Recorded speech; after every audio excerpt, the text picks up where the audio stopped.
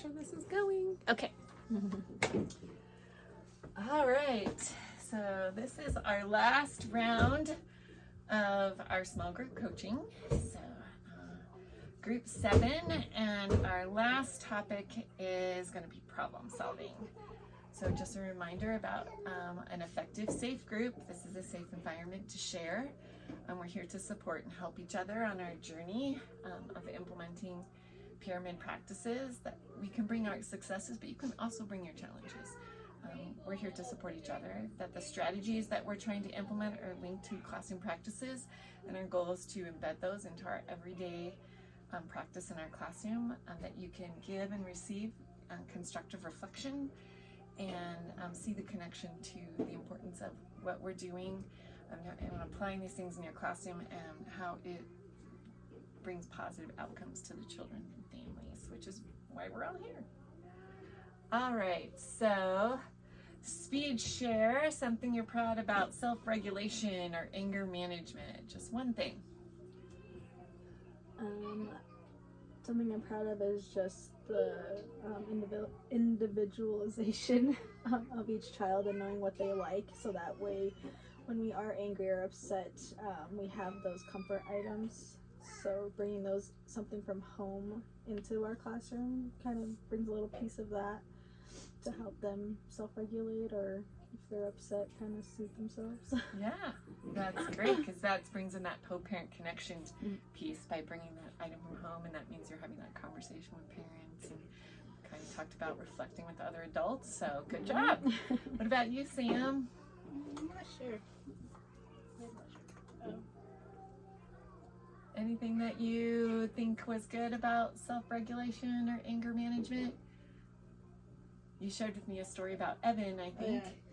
Like getting to know them and being able to be there for them and knowing what their needs are and when they're upset and all that. Yeah, so again, I guess what I'm hearing both of you say is the individualization is really what you found your focus to be when you started implementing some self-regulation, anger management.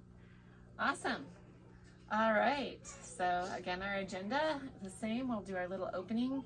We're going to talk about problem solving. That's our content this month. I have pick some videos for us to watch. We'll do some reflection and feedback. We'll do some action planning where you'll make a goal, and then a few minutes for closing. So problem solving. So problem solving is the ability of a child to identify the problem they encounter in a social situation, to be able to think of multiple solutions to solve the problem, understand that solutions have consequences, and understand that one solution does not work, they can try another solution to solve the problem. So I know we're thinking in infant toddler ways, how that might look a little different. Anybody have any ideas what problem solving might look like with our really young friends? I know Samantha's shaking her head. I don't know. Your kids can't identify a problem and come up with multiple solutions. Yeah. Maybe they already do. I mean, I know some of my kids try multiple things, but they're like Maya, he's naughty and tries to, climb in and out of the climber certain ways, and sometimes he falls, and his consequence is that, he bumped his head or something like that. So it's kind of sad that it's a negative one, but I feel like he tries multiple attempts on that climber until he gets where he wants to be. So it wasn't like something we set up, but maybe we can talk about how we could help children problem solve. I don't know, because it's hard with infants. Yeah, I think so. So I think we just have to kind of think differently. We can go back to kind of that model we talked about. How do we, as the adults, model problem solving with infants and toddlers, and what language we might use to help infants and toddlers solve problems. So we'll kind of ponder that as we go through. So we're going to explore the problem solving skills, identify a practice to try, leave with a plan to try it, and record video. So Sam, we want you to record at least one video for this month. Okay. Okay, if you need help, let me know. Yep. All right, so the problem solving steps are, first of all, we have to identify that there is a problem.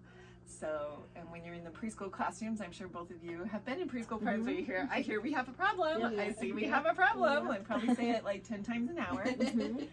And then the step 2 is we have to do that thinking process. So that brainstorming of what are some of the solutions could be, and talk about what does that solution look like. Would that be safe? How does everybody feel about that solution? And to give it a try. So one of the things that the preschool class was just talking about was timers. So they using timers, and what came up is like, does the person who wants the work or the toy get to decide if the timer is a solution? And they were running into this problem, and when we talked to the kids, the person who had the toy or work, how do they feel if all of a sudden we set a timer for their work? And so kind of what the preschool teachers were talking about with timers was that the timer is only a solution. It's only a win-win if both children want to use the timer. So that might not be a solution that works for one person. So we're looking for that win-win, which can include lots of different strategies. And we'll talk about some of those next. So here are some of the strategies for solutions. So waiting to take a turn, getting a timer, sharing, playing together, saying please stop, ask for help, ask for a hug, use kind words, take a break, ask nicely, ignore, trade, or get a teacher. So let's put on our infant and toddler brain here. And can you think of any of those solutions that you see infants or toddlers are using? I mean, some of the infants play together. I mean, I don't know that it's really like together, but they like can sit next to each other, like that parallel play, without, I mean, like getting upset. I mean, sometimes when they steal toys, I can see like how that would be a problem. But I mean, another solution is just to bring another toy. Sometimes, like I know we have multiple toys, so bring, you know, a kid the same toy. Maybe taking a break, but I mean, they don't do that themselves. That's definitely like a teacher movement there. Yeah. I don't really see like walking away or choosing to walk away on this list, but that's walking away is a solution. I mean, sometimes kids will choose to walk away, and that's why I say, I see you chose to walk away. That's a good solution. I don't see it on the list, but yeah. I mean, sometimes, Or you know, even, they just decide they take putting space. out like different toys out where they're at, like where the other child's at, and maybe that would just Or even just do something else. Yeah, or even just having the teacher there during the play, so if there is a problem or like we run into like, you know, something, that the teacher's there to kind of mediate that. Okay. How do infants and toddlers ask for help? What does that look like? What does that sound like? They just stare at Screaming, looking for you. Yes, yes, yes. or like they just stare at you, but when they're doing something Or the like, mobile ones sometimes will crawl to you, Uh-huh. reach their arms up when you walk by. Right, right. So in their way, they are already asking for help. It just doesn't look like in preschool. Yeah. But the screaming, the raising up their arms, the looking to engage you, you know, that's like the toddler infant way to ask help. Can you think of any others? You talked about playing together. And I know that I've seen both of you in your classrooms support them in waiting and taking a turn. And basically, I mean, what I see mostly in your room, because you have great developmentally appropriate rooms, is that you're able to offer an identical toy. Most of the time, I know Sam has like 10 phones in her room, so everybody can have a phone. But I also noticed in your room that both of you, when a child takes a toy from another child, both of you step in and say that's so-and-so's toy, and you give that toy back to the child who had the toy, and you get a duplicate or redirect the other child to a different toy. What solution do you think that would fall under? Trade. Maybe trade, yeah. Kinda. I don't have the answer. Yeah, I'm really just I'm asking like- questions. But I see you guys Yeah. do that a lot. I mean, we model the kind words. You know, like I see, you know, you want that toy that so and so has. You know, I wonder what else we could play with, or maybe when he's done playing with it, you know, and crawls away or throws it, whatever, then we can get it for you. Yeah. Yeah, so what I'm hearing you say is kind of the wait and take a turn. Yeah. All right, yeah. And you guys are modeling using kind words. And can you think of anything else you guys might be modeling, or that your kids are you doing as infants and toddlers maybe, but just looks different? It looks different because they're smaller and we don't know how to. Yeah, they can't talk. We can't talk. That's the biggest thing. Is we're having to look I for hear like you, those Samantha. other So we're, cues. like, Yeah. Trying to figure it out. Like, Yeah. but it, Mhm. You're great detectives. yeah. All right. So, I mean, already you guys are teaching solutions, and already your kids are implementing some of these solutions. That's great. All right. So, supporting young children with problem solving in the moment. All right. So, anticipate problems, seek proximity, support, encourage, promote. Does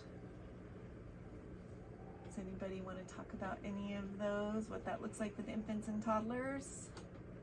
I mean, we definitely have to anticipate the problems. I mean, if we see a kid crawling towards another kid, knowing, you know, looking right at what they have, like, you know, there's going to be a problem. Yeah.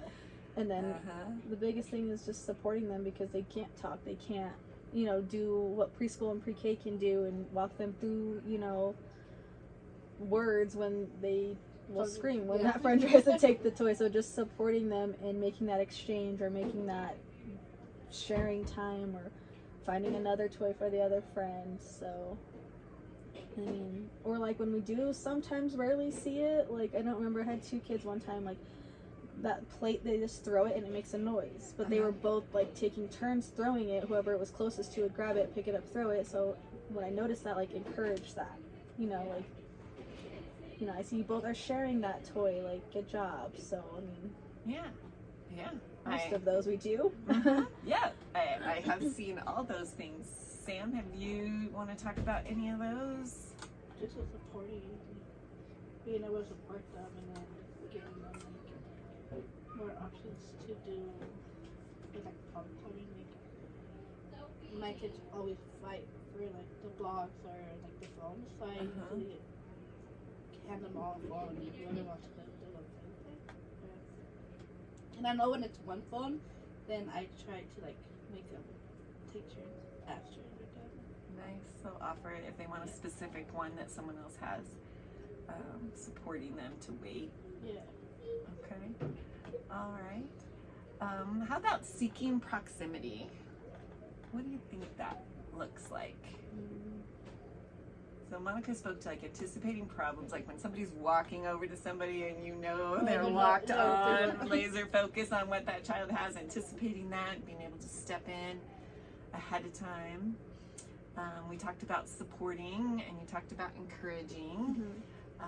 So what do you think seek proximity might mean? I have no idea. Okay. Well, I think it's like, okay, so if you are across the room and you see somebody laser focused on somebody else's toy, what do you have to do? I mean, go over there and, you know, get involved, or Yeah. Or try to like, I don't know, like give them something before they go over there, or Yeah. give them another direction as what they can do. So if you are 10 feet away and you give them some directions, typically do they follow them? no. I mean, At least some not of them in do. infants. I mean, some of them do in my class. I mean, Yeah, some of those kids. So there's like a distance, and I read in an article once that like if you truly are supporting a child through problem solving or anger management or something like that, you need to be within 1 foot to truly support that. So if you're anticipating a problem, and both of you said you do it, you move over there. Yeah. You move towards them. You're seeking that proximity to be able to support. And I know working with older kids, sometimes just anticipating the problem and you are in the area ready to support, sometimes the kids will just solve the problem right then and there. Yeah.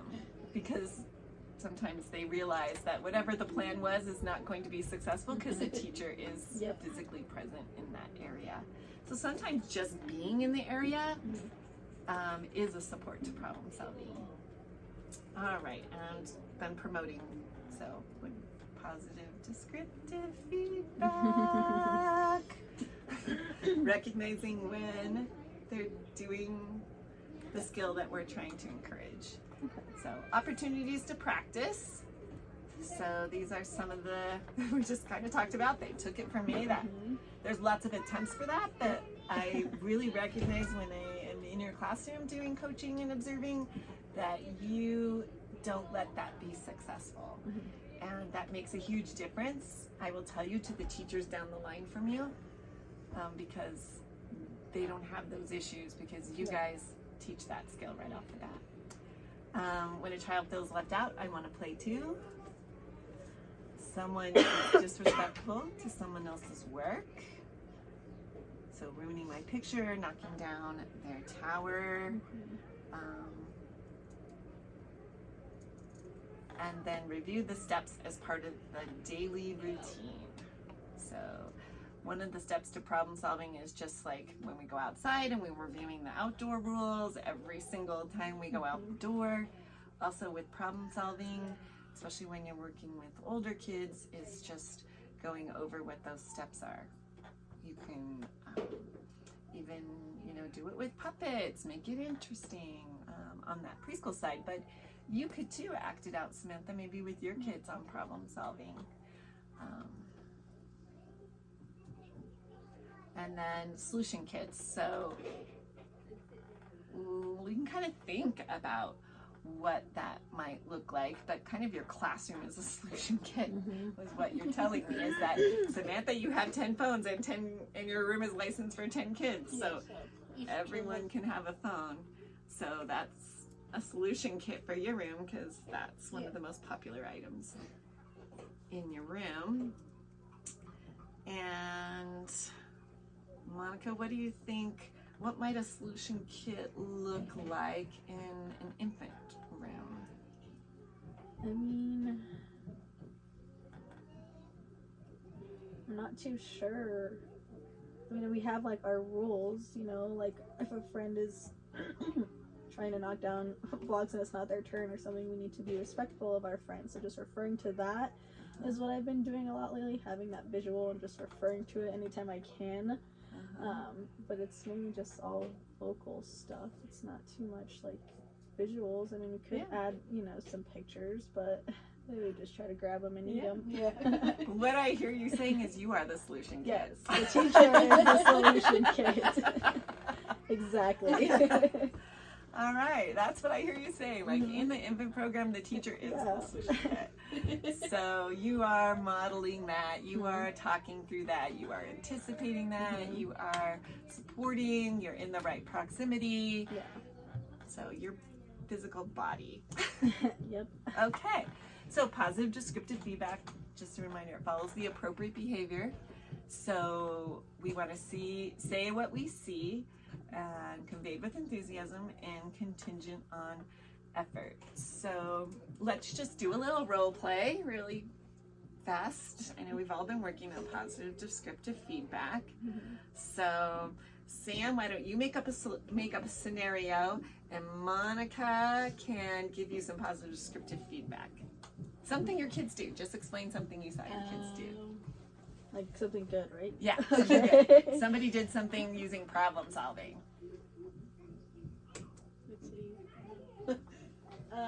Like Iris, when one of my kids is in the block area doing a tower, somebody else comes throws it over, she'll help and put it back together. And then the kids finish whatever they're doing with the tower. Okay, so Iris helped a friend solve a problem when their tower got knocked down. So what could you do? Like, what would I say? What would you say? Oh, Iris, I see that you helped your friend clean up their tower, and you worked together to help her rebuild it. Yeah. What might we say to the kiddo who knocked the tower down? I see you want to play with the tower. Maybe we could get another block, different blocks, and we could build your own tower. Yeah, good job, Samantha. I see you want to build a tower too.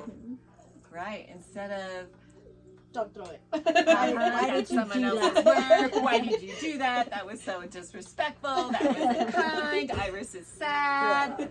Because what did that just give the perpetrator? all the attention. Oh, the All the attention. power. All the power. Oh, yeah, you guys are getting so good. All right, Monica, you come up with a solution. Okay. And then Sam, you get to be the teacher and give the positive descriptive feedback. So let's see. Problem solving. Something good.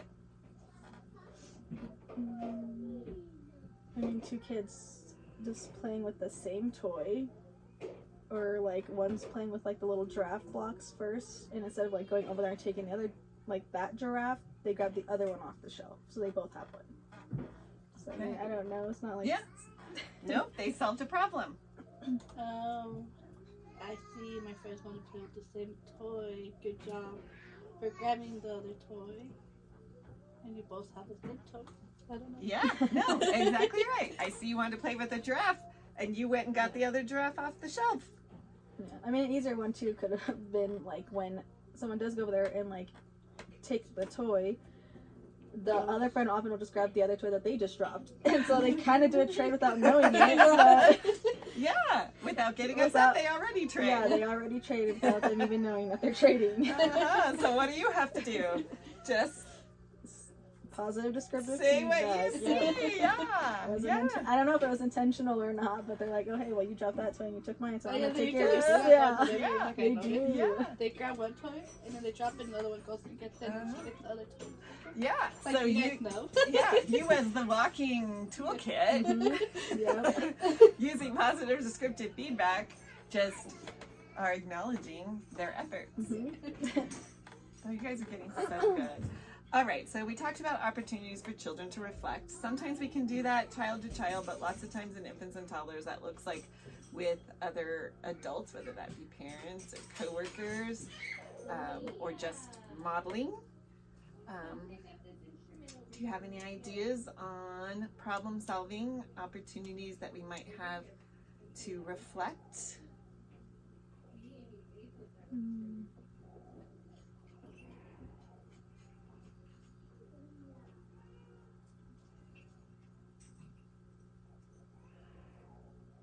I mean, I don't know.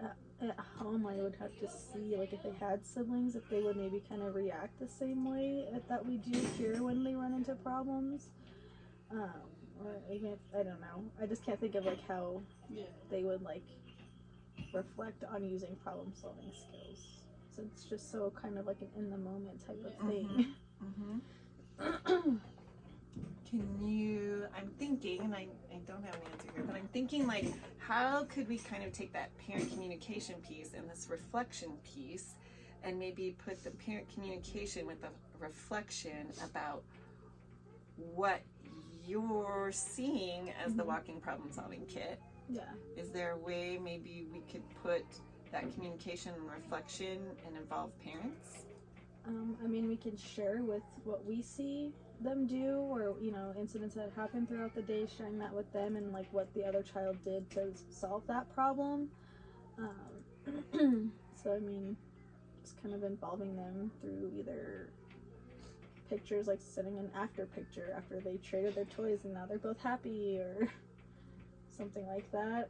Yeah, do you think as a parent, if they get a picture of like their child using a problem solving skill, Mm-hmm.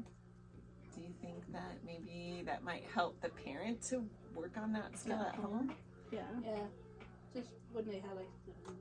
Yeah, if they have siblings, and if you don't have siblings, who has to be the playmate? The mom or dad. Or both. Yeah, and they have to figure out how to apply those opportunities. So I don't know, I'm just kind of seeing, and we can try this out this month maybe, that by maybe reflecting with parents on the use of the problem-solving skills that we're working on at school, maybe that would help that communication piece with the parent, give the parent ideas of how they could also practice problem-solving, especially if we can like give specific language that we use to parents, or include the handout. I don't know. Just throwing some ideas out. I'll be interested to see what you pull together when we come back in a few weeks. So there are some things that are pre-made within Pyramid, but of course they're very preschool oriented, preschool based. But we just kind of talked about maybe how we could use what we have, our communication pieces with parents. So I can't wait to see what we try. All right, so we're ready for our group reflection. So I gave you, you have your video reflections. So we're gonna watch a preschool video first to see kind of like, where do we want this to go? This is a great teacher from Boswan, and we're in Colorado, so yay, a Colorado teacher. And she is in a preschool room, but I love her language.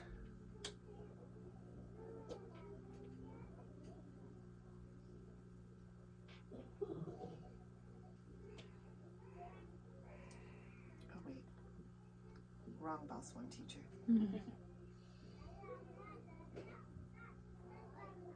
What's this one? Here we go.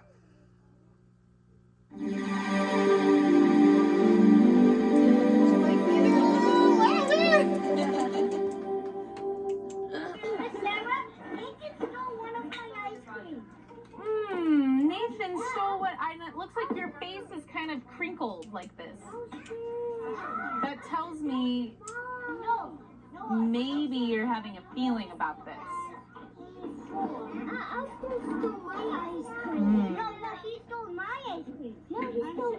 So it sounds like you both are thinking like each one of you stole an ice cream.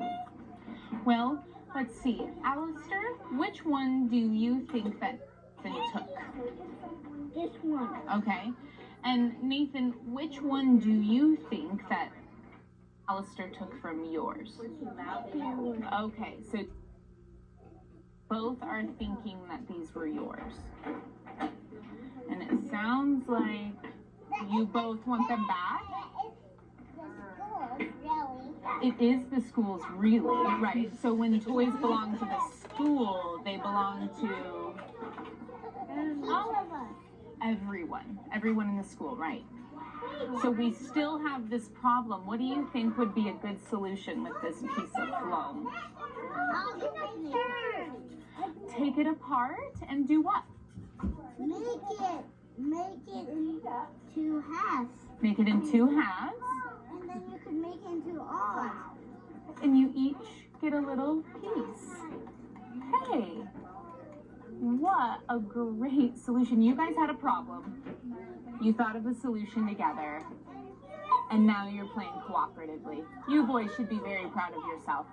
High five. That tells me you care about each other and that you have a really strong friendship.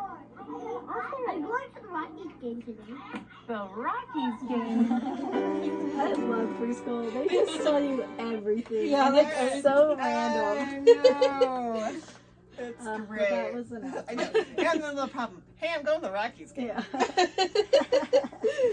Okay, so let's do a little bit of reflecting. Well, let's go back to my video. Take me back. Okay. All right, so what was the teacher trying to accomplish with this strategy or activity? Yeah, problem solving. Problem solving. What do you think was successful about it? I mean, everything. I felt like I liked that, like the language and how she, you know, at first was like kind of mimicking the friend's face. Yeah, she It was noticed like him you're, right yeah, away. and like right away was like, you know, that's telling me you're feeling something about this problem. And then yeah, I don't know. I just feel like the whole language portion of it was just very like respectful to everyone involved, and everyone was heard, and you know, she let them both say what they thought was the problem, and then yeah, just even after when they solved the problem, repeating those steps of what they did do, and then the praise at the end. So I don't know, I thought it was very successful. Yeah. I was like, Every I want to instance be can her. be that way, yes. Could I be her? Yes. Yeah, I agree. I also loved how she noticed right away the facial expression and drew the attention to, I see Yes. your face is doing this. Yeah. And then describe that. Yeah, Mhm. that was really great. Sam, how did the children in the video respond to the strategy for teaching problem solving? They both said what was bothering them about it, and they both were able to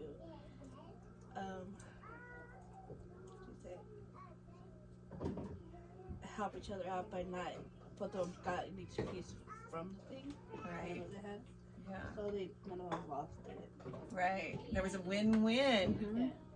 Yeah. Everybody was happy with the solution. So they respond back to her about the problem with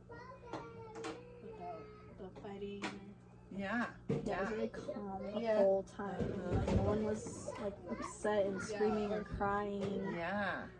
They were Yeah. all engaged. I feel like it was Yeah. them three. I mean, when we go back to this slide, hang on, get there.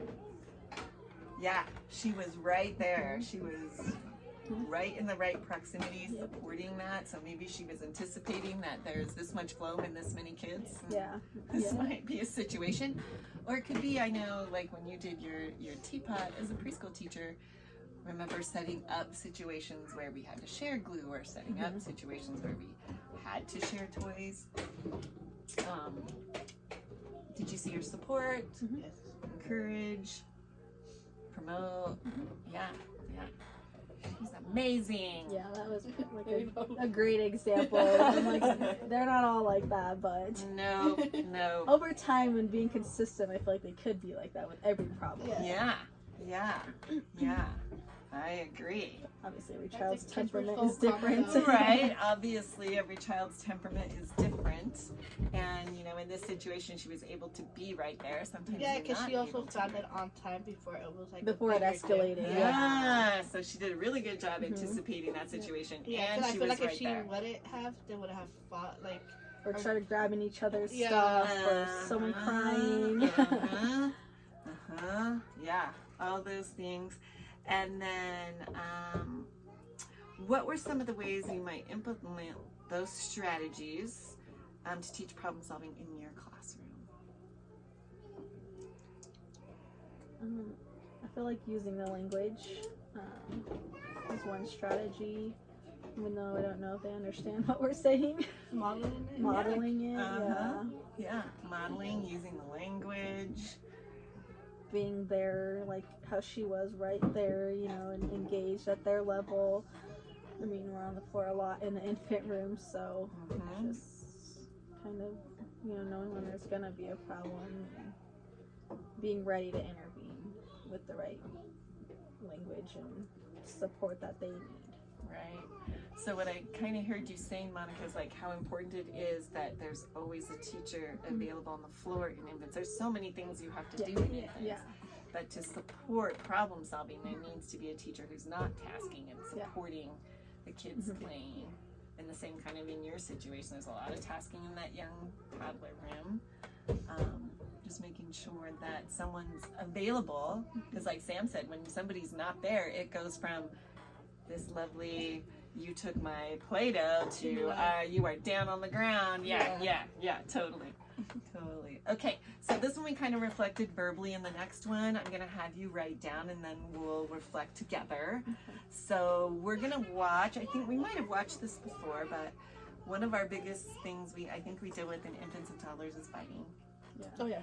So this is a biting video, and we're gonna have the opportunity to think of how could we use problem solving in this situation. So give me just a minute because I have to change video thingies here.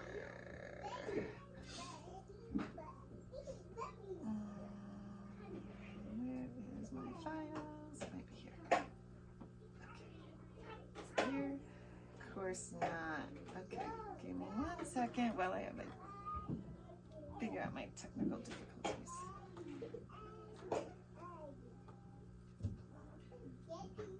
One item. Where is it?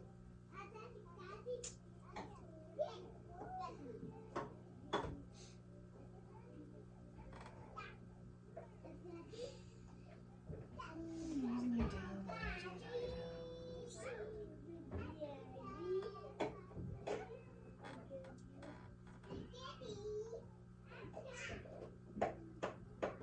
There it is. Okay. Found it. Okay.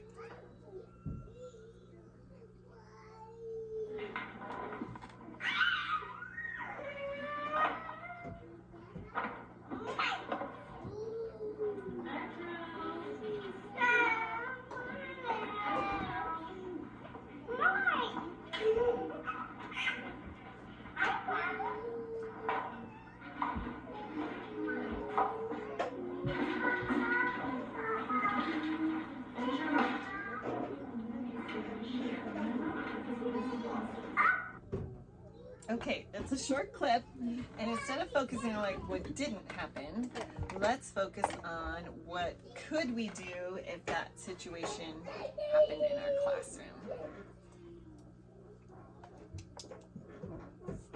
And so we'll start with, almost there. Okay, so what was the teacher trying to accomplish with this strategy activity? She did do one strategy at the very end. Removing a child. Uh-huh. Yeah. So what was she trying to accomplish? So let's think about that for a minute, and do you think it was successful? So this one we'll kind of do as an individual reflection, and then we'll share.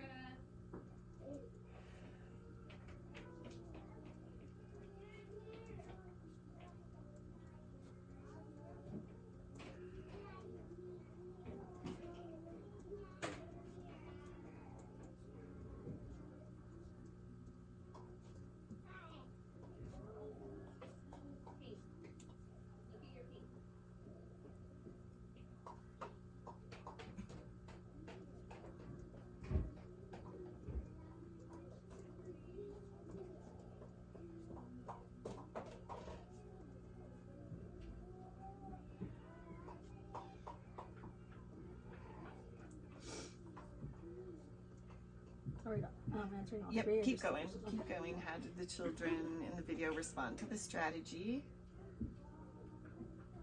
Did they need more help?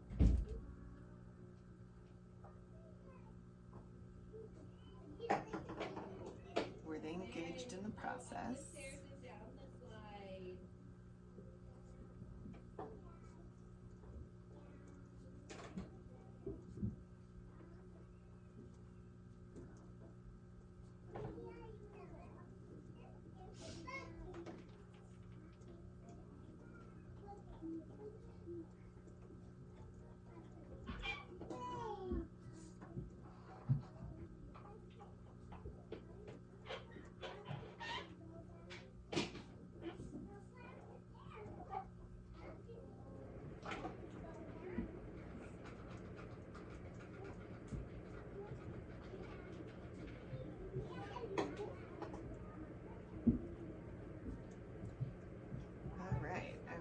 To share. Okay. Monica, do you want to share first? Yeah. So for the first one, I said what she was trying to accomplish was to keep the child from getting bit, And I mean, I just feel like at the very end, she just kind of was like, we have to share, and then assisted the child to walking away. Okay. So, I mean, I get it as far as like, because we're so like, when like biting's such a big deal, you know, we don't want a child to get bit, so we have to quickly intervene. And sometimes that insists of body blocking and getting in there and literally removing that child.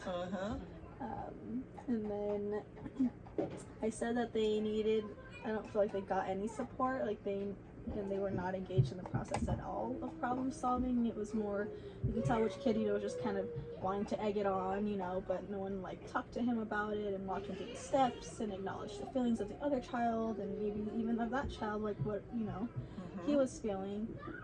So I just, for the third one, for, you know, how would I implement the strategy or whatever, is like walk them through the problem solving steps and like notice when there's a problem. So I feel like she kind of came at the very end because I didn't see her at all, like, you know, she might have been just behind the camera, but physically, like, she should have like walked to the table, maybe got on her knees, you know, and you know, because one kid did look for the teacher when that kid was trying to like take his block, so he was, you know, giving that cue like, hey, I need, there's a problem here, I need you. So Yep. Yeah, you caught a lot of those things. I know you have an appointment, Monica. So if you want to go ahead and go, Sam, we can continue on and then we'll meet together later to do your planning. okay, perfect. All right, sounds good. Thank you. You bet. All right, Sam, what did you see? I did see that she was just calling out his name every time he would try to bite, so that was like a step for him not to be able to bite him. Mm-hmm. So she tried. He didn't get bit. She kept calling out his name. I feel like she didn't really have a solution for this problem. Okay. Like she was just calling out his name, not being on the floor with him, not using solving problem words. So it really didn't help for both of them. And the little boy was just wanting whatever he had and trying to get him mad and get a reaction out of it. I think it was. Yeah. And I did see when the little boy was looking at her, she still didn't go to him and try to help him out. Right. So some of those things we talked about way back here, Yeah. you know, he did try to use some of these Yeah. things. He Yeah, did but I in feel like his he way. didn't get that help that he needed. Okay. So what could we, if that was happening in our class, what could we do different? What do you think should I happen think- differently?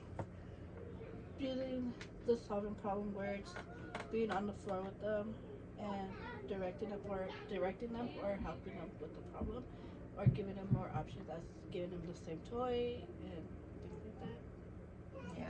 Yeah, I recognize too. The problem seemed to be over The toy. toys. Yeah. And like the toy he only had. Yes, exactly. Only the toy the other child had. Yeah. All right. So what would you say? What would that look like in your room? I would have been like, oh, I see you want the block my friend has. Maybe we could look something familiar as the block he has. And just try to help him out with that. Yeah. Use all these little strategies. That's it. Yeah. All right. Awesome. Good job. All right. So I know Monica had to go to her appointment, but we will meet back together Okay. later today or tomorrow and get our planning part finished up, and then come in and do some coaching. I can't wait to see all the things we try. You already do so awesome. And then we'll meet at the end of the month again to go over the videos and help each other out. Yes. All right. Sounds good, Sam. Thank Thank you. you. This is your Oh, yeah. It's my favorite pen. No, I like those only.